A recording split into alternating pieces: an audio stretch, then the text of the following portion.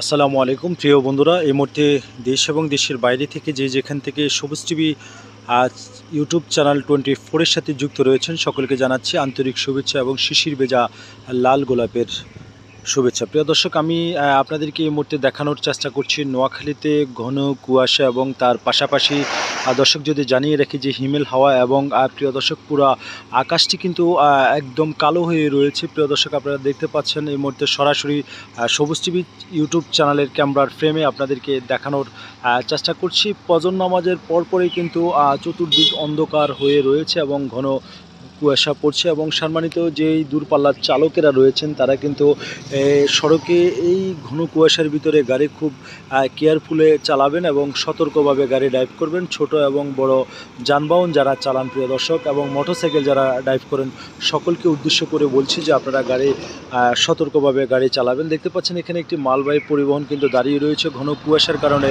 রাস্তা না দেখার কারণে সেই গাড়িটি কিন্তু দাঁড়িয়ে রয়েছে প্রিয় দর্শক। তো এই ছিল আমার কাছে নোয়াখালীর সদর উপজেলা থেকে প্রিয় দর্শক ঘন কুয়াশা এবং নোয়াখালীর ঠান্ডার সর্বশেষ খবর দর্শক।